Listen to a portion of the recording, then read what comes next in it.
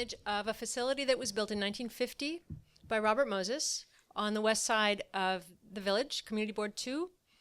This is on the Gansevoort Peninsula, the only piece of land on the Hudson north of Chambers Street and south of, I want to say the GWB, but I think you have to go even farther up than that. Now, I have to, before I continue, I have to put in a very important caveat here. What I'm going to describe is not endorsed by NYU. We have, as you know, perhaps, sometimes tense relationships with CB2. So I'm not speaking for the university. It is also not endorsed by the Department of Sanitation or Commissioner Doherty, who has basically told me it's a hopeless pipe dream, and I'm a fool to try to make this happen. However, he didn't tell me that I couldn't do it. So, with his indulgence. The smokestacks are gone, okay? The community, when this was built, the facility here, this part is the marine transfer station. The trucks came up on either side, they dumped. This is where it was dumped and burned. This is still here. This is the Manhattan 4 garage now. The smokestacks are gone, but this building is still here. That's the Manhattan 2 garage. And it's right across the street from, this is that marine transfer station, what it looks like now. I'll tell you, it's colder than in the winter as a garage. They put trailers in there, but it's still pretty frosty. But beautiful, right? This is almost like stained glass, this strange cladding.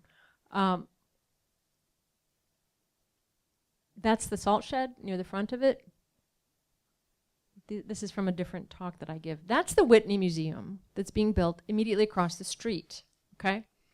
So, and this is, it's also right across from the High Line. The Gansevoort Peninsula, as you may know, is a hotly, a lot of people want that particular piece of real estate because the Hudson River Park, which has now become one of the most fantastic green spaces in this part of the city, that particular piece of land, many different groups have many different ambitions for how it should be used. It's 8 acres. I don't want much. I just want that one building that was built as an incinerator that was then turned into a garage to become the museum for the Department of Sanitation, right across the street from the brand new Whitney, a couple of blocks away from the south entrance to the High Line, big enough to stage old equipment, modern equipment. One of the slides you saw that went through earlier was one of Meryl's sculptures, the social mirror, where she clad a truck with a mirror, and when people see it, the idea is in part that they might kind of remember that they are reflected on the sides because they put what's in it inside of it, right? And in fact, other works of hers that I would love to have a place for, but also a place for the community to come. The Sanitation has a pipe and drum band, and why can't they rehearse there? They rehearse on Monday nights. Come on down to the museum, right? There are so many ways in which a sanitation museum can be like, say, the Transit Museum. I don't know if any of you have been there, but it's a fantastic, vibrant, very creative, thoughtful set of exhibitions, some permanent, some rotating. And I have been there and watched 3-year-olds, 30-year-olds, and 90-year-olds caught by what they're seeing and learning and how they're able to, the kids especially, sitting in a bus, sitting inside of an old train car, with docents talking about the job, transit with passion and knowledge. We can have that for sanitation. The pie in the sky part is this particular location. Because it's slated for demolition starting next year, and because Hudson River Park does not want anything on the Gansevoort Peninsula that is there right now, it could be doomed. But the wrecking ball didn't swing yet. And I've started some conversations with some folks who know far more than I do about the politics of arts, advocacy, and organization in the city, and also particularly in Community Board 2. So I'm not even close to ready to give up on that location. It might not work, but how perfect would it be if it did work, right?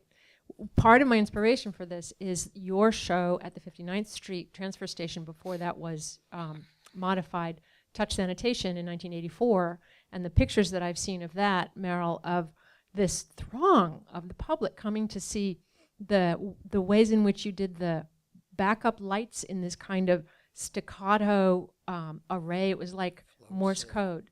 And you're right, Flow City, the walking through to see the actual how garbage is, how it traverses all of its different paths, and the gloves.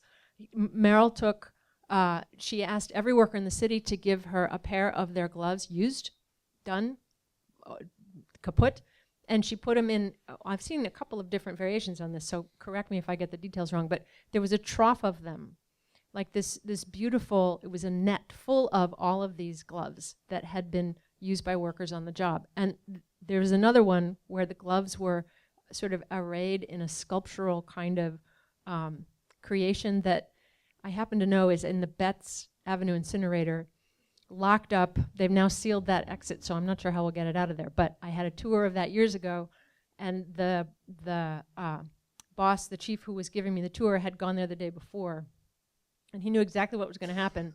So he staged himself so he could watch this. I round the corner, and there are all these hands, like this. All of the gloves. I jumped. I think I even yelled, because they were there. It was quite surprising. Anyway, those are the kinds of things that should be in the museum.